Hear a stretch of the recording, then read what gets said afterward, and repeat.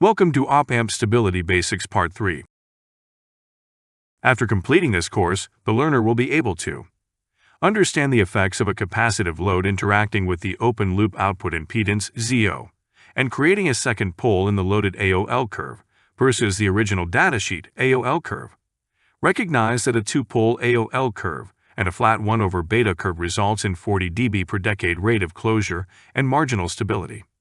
Utilize the Riso compensation scheme to isolate the capacitive load from the op-amp output to gain stable operation. Learn how to check the closed-loop AC transfer function of an op-amp using the Riso compensation scheme for a capacitive load. Use both a forward transient and load transient test on the Riso compensation op-amp circuit for final performance and relative phase margin, and understand the limitation of the Riso compensation scheme for a specific application. Let's investigate what happens when we put a capacitor on the output of an op-amp. We will choose an op-amp, Op-7, that has a purely resistive Zo. We will move the Zo external to the Op-7. Now our op-amp looks like our op-amp intuitive model with an Aol, modeled here by U1 and a Zo. The op-amp intuitive model output is at VOA after Zo, which has been moved external to Aol, U1 for ease of analysis. We see by inspection that the datasheet Aol, U1 will have an additional pole added to it, caused by Zo and Cl, before it reaches VOA.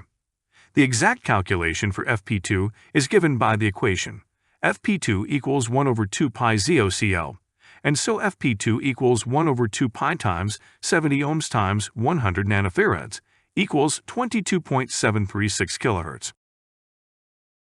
As predicted, if we run a simulation and plot the Aol curve with and without Cl, we see the effect due to Zo and Cl, the second pole FP2, on the loaded Aol with Cl curve. Anytime we change the load on the output of an op-amp to something different than where the datasheet Aol was tested, we will call this the loaded Aol curve. For a unity gain buffer, 1/beta equals 0 dB, and we see that on the loaded Aol with Cl curve at FCL2, the rate of closure is 40 dB per decade, indicating an unstable circuit. Here we introduce the Riso compensation technique for making an op-amp driving a capacitive load stable. Many engineers are familiar with this technique but are probably not clear on how it works and how to correctly choose the Riso given a Cl load capacitance. With the addition of Riso, the loaded Aol will have a pole and a Zo added into it. As seen here, the pole is determined by Riso plus Zo, interacting with Cl, and the Zo is introduced by Riso interacting with Cl. A good first-pass design rule is to set Riso equals 0.1 Zo. For a unity gain follower op-amp configuration, you'll want to increase Riso as needed. To get a -20 dB per decade slope through 0 dB for the loaded Aol curve. In our example here, we increased Riso to 12 ohms to get greater than 48 degrees of loop gain phase margin. As predicted, we see the simulation for our loaded Aol, with a -20 dB per decade slope at 0 dB. Note the difference in the loaded versus unloaded Aol curve. You will find that making any op-amp circuit stable will result in lower closed-loop bandwidth. Our predicted pole of Fp and Zo of Fc are marked for comparison purposes. Final compensated loop gain phase margin is 48.6 degrees. Since compensating a circuit for stability involves reducing closed-loop bandwidth, it is important to check the final compensated circuit for application desired closed-loop bandwidth. Here we see the -3 dB frequency or closed-loop bandwidth at Vout across the capacitive load Cl is 184 kHz. There is no excessive peaking at VOA, the output of the op-amp, where we want to look for any stability concerns. If a wider closed-loop bandwidth is needed for the application, a wider bandwidth op-amp and/or one with a lower Zo will need to be used.